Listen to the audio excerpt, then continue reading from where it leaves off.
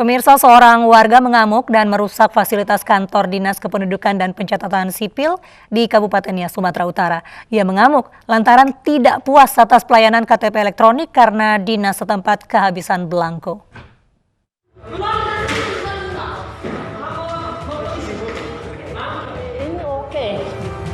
Warga di Kecamatan Samolo-Molo ini mengamuk di kantor Kependudukan dan Pencatatan Sipil Kabupaten Nias, Sumatera Utara.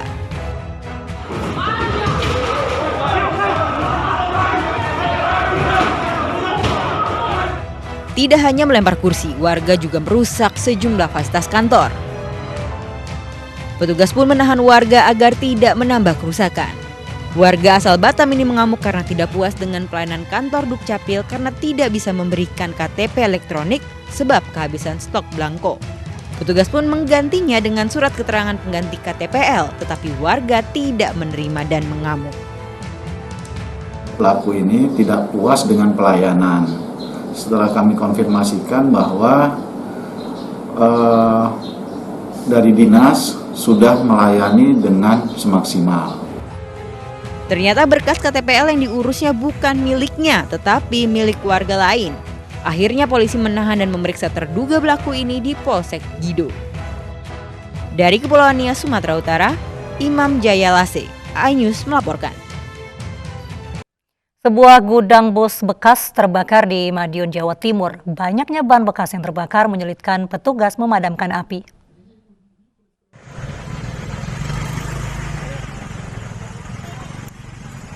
Asap hitam membumbung tinggi di Jalan Raya Madiun, Ponorogo, Jawa Timur, Selasa siang. Kobaran api yang membakar gudang bus bekas membuat warga panik. Waktu saya lewat, ada api sudah besar, tapi ketemu sama pekerjanya, dia melapor ke BPBD, tapi duluan saya lapornya. Terus saya tanya, katanya itu tadi bakar ban. Nah itu, katanya bakar ban, keterangannya dia. Nah bakar ban itu kan bahaya, banyak kan ada mobil banyak itu, kayak gitu kan Mas. Petugas pemadam kebakaran yang datang berjibaku memadamkan api. Api menjulang tinggi hingga hampir menyentuh kabel saluran listrik PLN. Polisi pun segera mencari informasi asal sumber api. Bakar ini penyebabnya apa nih?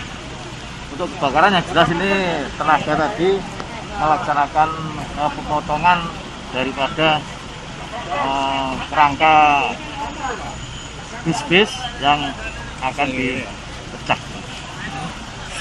Pakai kelas itu nanti. Petugas berhasil memadamkan api setelah 5 unit mobil PMK Kota Madiun turun ke lokasi.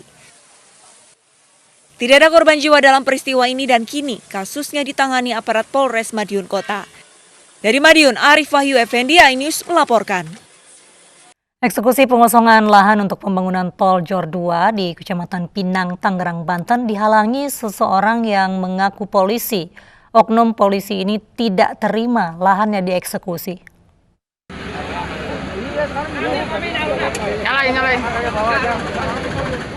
Seorang pria menghalangi eksekusi lahan untuk pembangunan Tol Jor 2 di Kecamatan Pinang, Kota Tangerang, Banten. Pria ini merupakan anggota kepolisian dari Polres Metro Tangerang yang menolak lahannya dieksekusi tanpa adanya ganti rugi. Polisi yang bertugas menjaga eksekusi lahan pun berusaha menenangkan pria ini dan menyita sementara satu pucuk senjata api yang dibawanya. Sementara itu, proses eksekusi 12 lahan tetap berjalan dengan dijaga ketat oleh 250 personel keamanan gabungan. Kita sarankan agar diselesaikan di pengadilan karena ini udah keluar keputusan untuk dilakukannya. Kita sarankan untuk ke pengadilan untuk sidang konsinyasi di pengadilan. Pengosongan lahan ini untuk pembangunan Tol Jor 2, namun para pemilik lahan masih menuntut pertanggungjawaban atas penggusuran 27 bidang rumah tanpa disertai ganti rugi. Dari Tangerang, Banten, Sukron, iNews melaporkan. Pemirsa, kita ke informasi unjuk rasa pendukung Jerings yang berlangsung di depan Pengadilan Negeri Denpasar siang tadi dibubarkan polisi. Aksi dibubarkan karena berpotensi menimbulkan kerumunan di tengah pandemi COVID-19. Bebaskan Jering sekarang juga.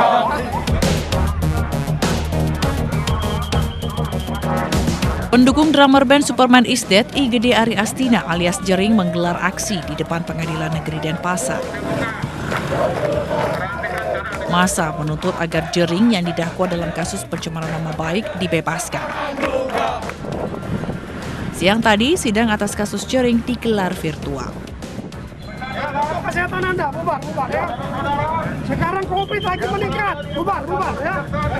Ayo, bubar, tolong.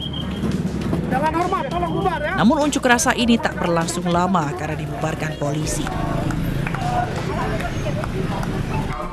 Polisi menilai dukungan terhadap Jering ini menimbulkan kerumunan dan berpotensi menjadi tempat persebaran virus corona. Lebih lanjut, polisi menegaskan unjuk rasa ini tidak memiliki izin. Kita juga sudah mengimbau kepada Korlapnya untuk saat sekarang ini tidak boleh ada perkumpulan atau gerombolan seperti ini, karena ini kan sangat berbahaya, ya, di mana demo ataupun mengumpulkan massa begitu dalam jumlah yang banyak resikonya cukup tinggi, apalagi di masa pandemi COVID sekarang. Setelah diberi pemahaman oleh petugas, pendemo pun satu persatu membubarkan diri. Dari Denpasar, Bali, Muhammad Muhyiddin, iNews melaporkan. Sidang pembacaan nota keberatan atas dakwaan jaksa terhadap Jerings berlangsung virtual. Jerings menghadiri sidang dari Polda Bali, sementara jaksa dan majelis hakim tetap berada di kantor kejaksaan dan pengadilan negeri Denpasar.